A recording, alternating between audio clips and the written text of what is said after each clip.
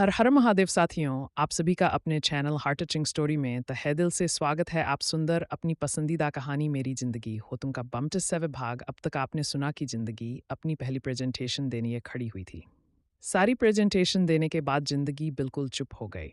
Meeting hall में भी बिल्कुल शांति फैली हुई थी। प्रोजेक्टर की लाइट ऑफ हो गई थी और मीटिंग हॉल की लाइट जल चुकी थी। अब ज़िंदगी का ध्यान इन सभी इन्वेस्टर के चेहरे पर था। उन लोगों के चेहरे पर बिल्कुल शांत और इमोशनलेस भाव थे, जिससे जिंदगी को समझ में नहीं आता कि उसकी प्रेजेंटेशन कैसी रही।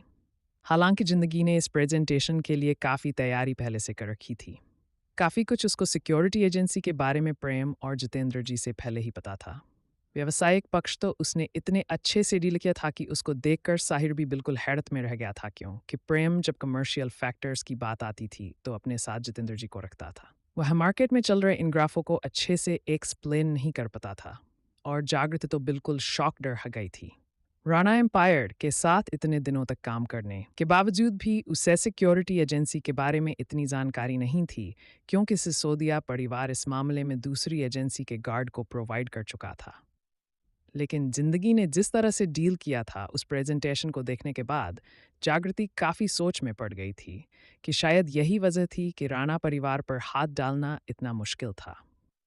इस लड़की ने तो राणा परिवार का पूरा बेस नहीं रट्टा ही नहीं मारा, बल्कि उसको घोलकर पी डाला है।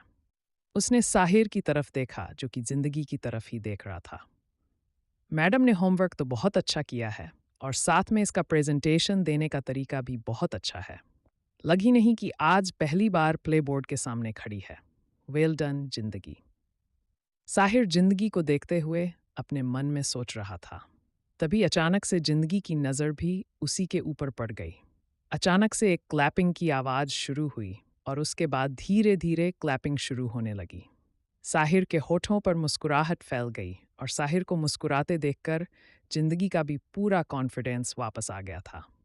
उसके होठों पर भी मुस्कुराहट आ गई थी। तब आगे की फॉर्मेलिटी के लिए आप लोगों का क्या विचार है? जिंदगी ने पूछा। जिंदगी के इस लाइन को सुनकर सब लोगों के होठों पर मुस्कुराहट आ गई और उन्होंने साहिर की तरफ देखा। उन लोगों के नज़रों का इशारा समझकर साहिर ने अपने चेहरे पर रिलैक्स होकर होठों के पास उंगलियां रख ली। यह अपनी शर्मीली मुस्कुराहट छुपाने का उसका नया तरीका था। वह समझ चुका था कि वह लोग इस लाइन को उसे जोड़ रहे हैं। साहिर भी अपने इन्वेस्टर्स को भागने का मौका नहीं देता था और जिंदगी ने भी सीधे सीधे डील फाइनल करने के लिए पूछा था। यह नहीं पूछा कि आप लोगों को प्रेजेंटेशन कैसा लगा और आप लोग इस पर क्या सोचते हैं। सब लोगों की आंखों में एक प्रशंसा का भाव था, जैसे कि इतना तो ओवर कॉन्फिडेंस राणा सा की जिंदगी के पास ही हो सकता है।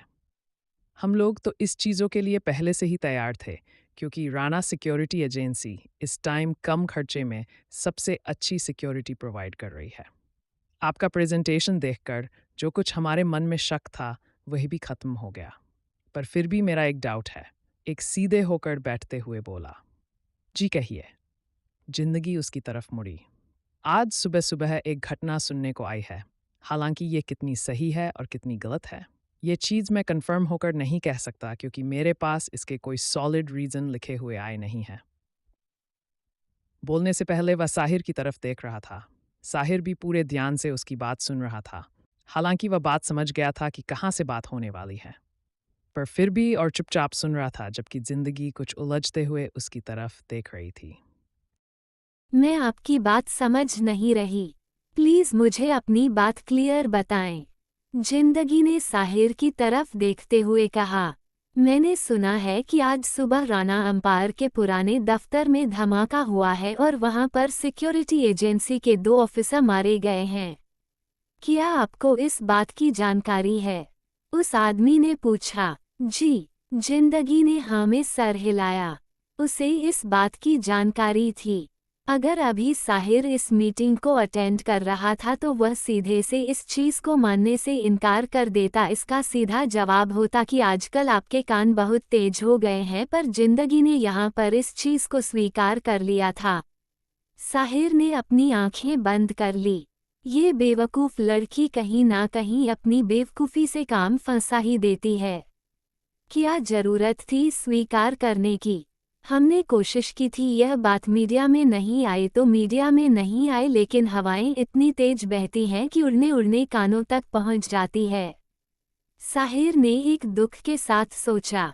मेरा कहने का यह मतलब है कि जब राणा सिक्योरिटी एजेंसी की गार्ड अपने ही दफ्तर में एक विस्फोट न रोक सके तो फिर उसने जानबूझकर बात आधी छोड़ दी क्योंकि उसे डर था कि कहीं साहिर गुस्से में चिल्ला न उठे, पर अभी भी गुस्से से लाल आंखों के साथ उसे आदमी की तरफ देख रहा था, लेकिन जिंदगी पूरी शांति के साथ उसकी बात सुन रही थी।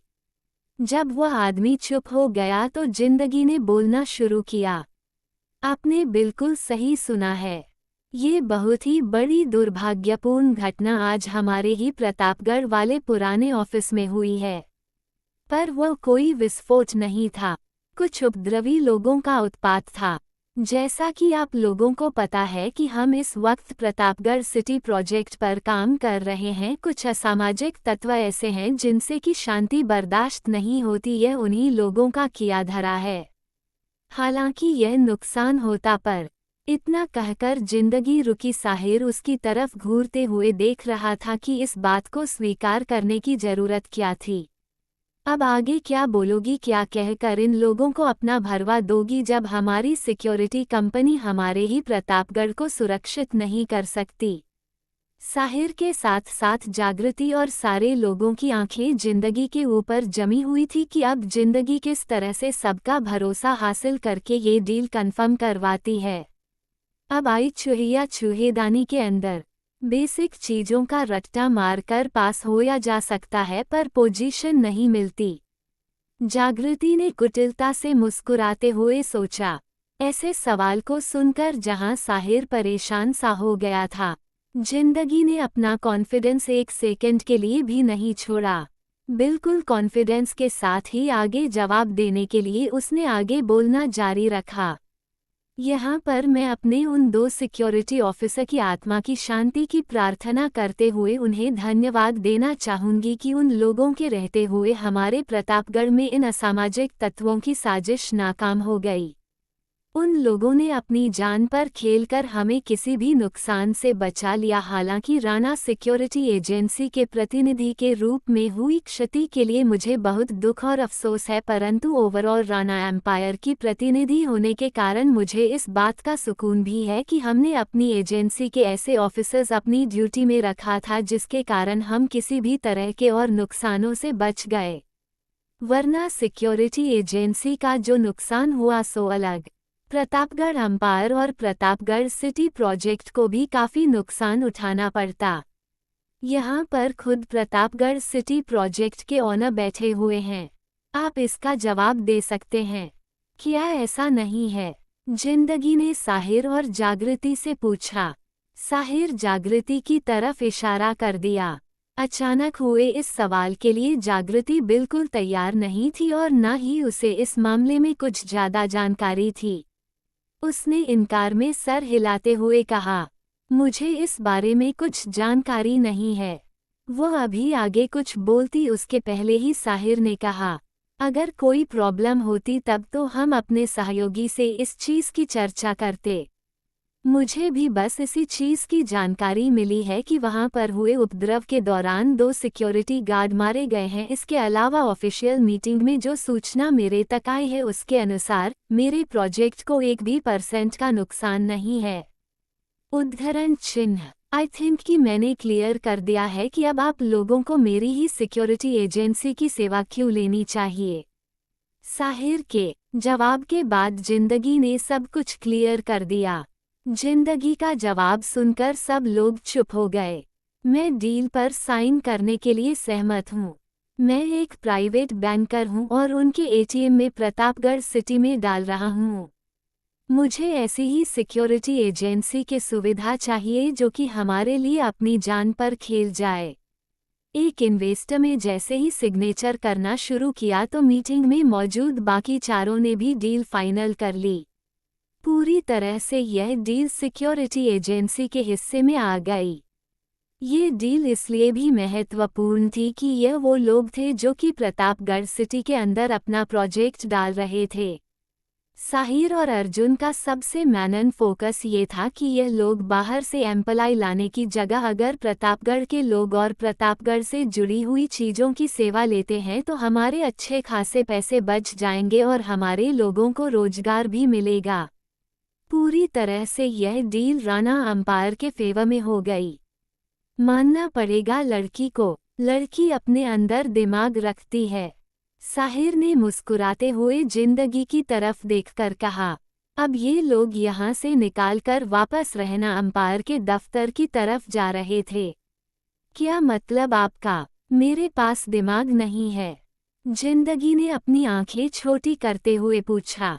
इतनी बड़ी बात बोलने की मेरी हिम्मत नहीं है। Boss is always right. Sahir मुस्कुरा दिया और उसने मुस्कुराते हुए ही जिंदगी की तरफ देखने के बाद जागृति की तरफ देखा। जागृति के चेहरे पर भी आश्चर्य के भाव थे, लेकिन साहिर को मुस्कुराते हुए देखकर जबरदस्ती उसको भी मुस्कुराना पड़ गया। कहना क्या चाहते हैं आप? मेरे पास दिमाग नहीं है। जिंदगी को और गुस्सा आया और यह गुस्सा जागृति को साथ देखकर ही आ रहा था। नहीं, दिमाग तो है, पर दिमाग का सही इस्तेमाल करना अब तुमने सीखा है। वैसे संगत का असर है। साहिर ने कुछ एटीट्यूड के साथ मुस्कुराते हुए कहा। हाँ, संगत से गुण होत है, संगत से गुण जाए। जिंदगी ने भी इस तरह से जवाब दिया।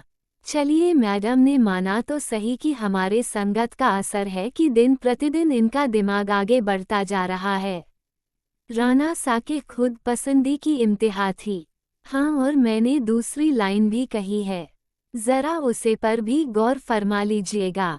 लेकिन ये भी उन्हीं की जिंदगी थी, जो कि सीधे आसमान से जमीन पर पटकने का हुनर जानती थी। राणा साहब मुंह खोलकर अपनी जिंदगी के इस बदलते हुए रंग को देखते रह गए और उनकी जिंदगी कहकर आगे बढ़ गई। लेकिन जिंदगी की इस बात में जागृति के चेहरे का भी रंग बदल डाला था। गुस्से में लाल पीली हुई जागृति उसके पीछे लपकी, लेकिन साहिर ने उसका हाथ पकड़ लिया। तुम उधर किधर जा रही हो? तुम्हें ऑफिस नहीं जाना क्या? तुमने सुना नहीं इसने क्या कहा?